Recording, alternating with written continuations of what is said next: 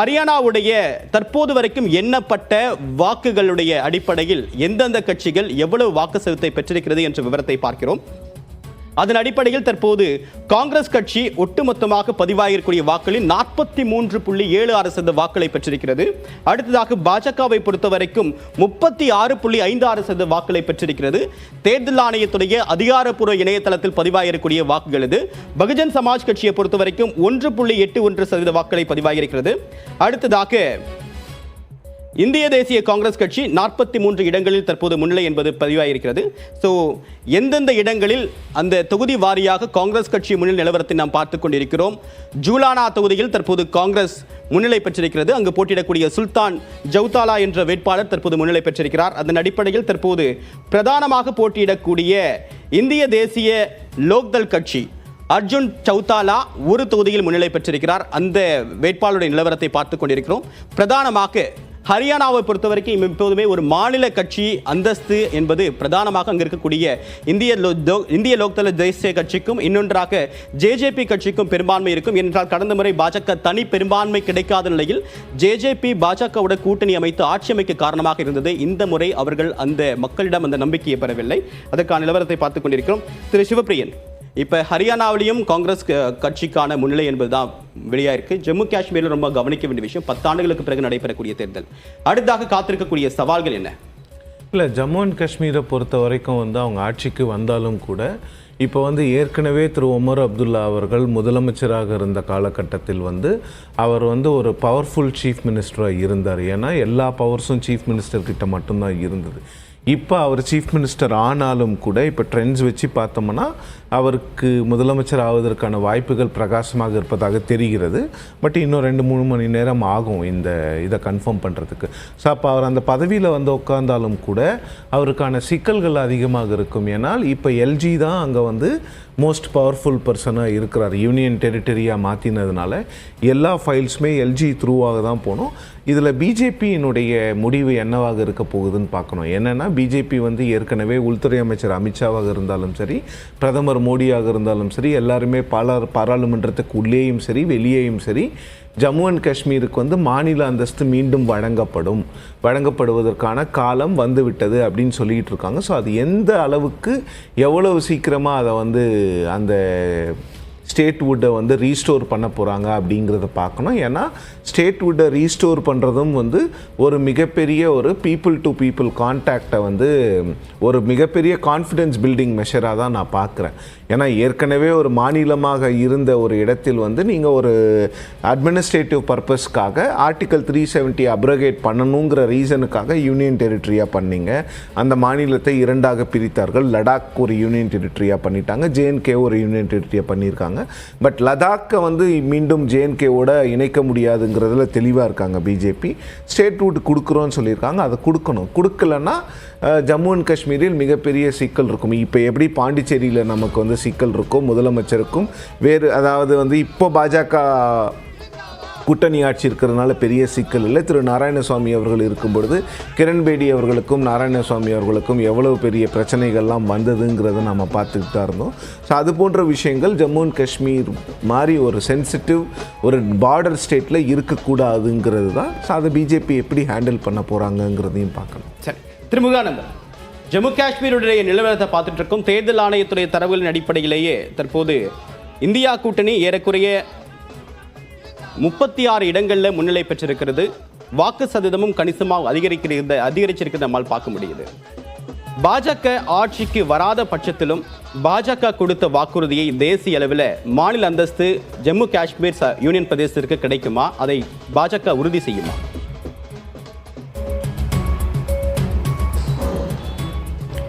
தேவப்பிரியன் அவர்களுக்கு நம்ம காங்கிரஸுடைய பேச்சாளர் சொன்னாங்க, ஏதோ மதவாத அரசியல் இதெல்லாம் ரெகுலராக சொல்லிட்டு இருக்கிறதா. அங்கே இருக்கக்கூடிய இங்கே பாகிஸ்தானை பற்றி பேசுவாங்க, ஆப்கானிஸ்தானை பற்றி பேசுவாங்க. அப்படின்னா நாட்டுக்கு எதிராக இருக்கக்கூடிய யாராக இருந்தாலும் பேசித்தான் ஆக வேண்டும். நாங்கள் அடுத்த தேர்தலை நோக்கி என்றைக்குமே நகருவதில்லை. இது ஒரு ஒரு பெரிய ஒரு சித்தாந்த போர்னு வைத்துக் கொள்ளலாம். நாங்க அடுத்த தலைமுறையை நோக்கித்தான் நகர்ந்து கொண்டு இருக்கின்றோம். இன்னொன்னு 10 ஆண்டுகளுக்கு பிறகு தேர்தல் நடத்திருக்கீங்க உச்சநீதிமன்றத்தின் அடிப்படையில். இப்ப மக்கள் தீர்ப்பு மக்கள் தீர்ப்பு கொடுத்திருக்காங்களா? என்ன நீங்க எங்களுடைய சித்தாந்தத்தில் தெளிவாக இருக்கின்றோம். மக்களுடைய தீர்ப்பு அது என்னவாக இருந்தாலும் சரி ஏற்றுக்கொள்வோம். இன்னி நேரம் இருக்கின்றது, இப்பதான் ஆரம்பம். அதுக்குள்ள நீங்க இவ்வளவு அவசரப்பட வேண்டிய அவசியம் கிடையாது. இன்னொன்று, தேர்தலை நோக்கி நாங்கள் என்றைக்குமே பயணித்தது கிடையாது. அடுத்த தலைமுறை எப்படி நன்றாக இருக்க வேண்டும் அதை நோக்கித்தான் பயணித்துக் கொண்டு இருக்கின்றோம். கீழ்த்தரமான அரசியல், வெளிநாடுகளுக்கு போய் கேவலமாக இந்தியாவை பற்றி பேசுவது அப்படிங்கிறதா ராகுல் காந்தியை விட்டா வேற யாருமே கிடையாது. காங்கிரஸ் உடைய பேச்சாளர் பேசினாங்களா, அவங்களுக்காக சொல்றேன். இன்றைக்கு நடக்கக்கூடிய விவாதம், இன்றைக்கு தேர்தல் புள்ளி விவரத்தை வைத்து பார்த்தோம் என்று சொன்னால், ஹரியானாவை பொறுத்த வரைக்கும் நான் ஏற்கனவே ஹரியானாவில் வேலை செய்திருக்கின்றேன். ஹரியானாவை பொறுத்த வரைக்கும் 2009 பிஜேபி சொற்ப இடங்களிலே எங்கேயும் இல்லை என்று சொல்லலாம். அதுக்கு பிறகு 2014 புள்ளி விவரம் எடுத்துக்கொண்டால் 33% எங்களுடைய வாக்கு சதவீதம் இருந்திருக்கின்றது. 2019 சரியாக சொல்ல வேண்டும் என்று சொன்னால் 36.8. இப்போ நீங்க சற்று முன்னால் நீங்க தான் சொன்னீங்க இன்றைக்கு இருக்கக்கூடிய வாக்கு சதவிகிதம் அப்படின்னு சொன்னோம்னா 36.5 என்று சொன்னீர்கள் அப்படின்னு நான் நினைக்கின்றேன். 2019 எங்களுடைய புள்ளி விவரம் 36.8. கடந்த முறை 2019 புள்ளி விவரம் சொல்றாங்க தேவப்பிரியன், 36.8 எங்களுடைய வாக்கு சதவீதம். இன்றைக்கும் இப்ப ஆரம்பத்திலேயே எங்களுடைய வாக்கு சதவீதம் 36.5 தான் நின்று கொண்டு இருக்கின்றதுனால இன்னும் நேரம் இருக்கின்றது, பொறுத்திருந்து பார்ப்போம். இன்னொன்று, எங்களுடைய சித்தாந்தத்தில் மக்களுக்கு என்ன தேவைகளோ அதை செய்கின்றோம், நாட்டுக்கு என்ன தேவைகளோ அதை சொல்ல விரும்புகின்றோம். அதற்கு மக்கள் எப்படி தீர்ப்பு அளிக்கின்றார்கள் நிச்சயமாக ஏற்றுக்கொள்கிறோம். அது ஒன்று. இன்னொன்று, ஹரியானாவை பொறுத்த வரைக்கும் கேரளா மாதிரி 5 ஆண்டுகளுக்கு ஒரு முறை அது ஷஃபிள் ஆகிட்டே இருக்கும். இதான் முதல் முறையாக அப்பர் சீலிங்னு சொல்லலாம். 10 ஆண்டுகளுக்கு மேல் எந்த கட்சியும் அங்கே தொடர்ந்து ஆட்சியில இருந்தது கிடையாது. இது உங்களுடைய புரிதலுக்காக சொல்கின்றேன். அதனால 2 முறை பிஜேபி ஆட்சியில் இருந்து கொண்டிருக்கின்றது. 3வது முறை வருவதற்கான அத்தனை முயற்சிகளும் செய்து கொண்டிருக்கின்றோம். ஆன்டி இன்குமென்சி நிச்சயமாக இருக்கின்றது. அதை தாண்டி என்னெல்லாம் நாங்கள் செய்து கொண்டிருக்கின்றோமோ, என்னெல்லாம் மக்களுக்கு கொண்டு போய் சேர்க்க முடியுமோ சேர்க்கின்றோம்.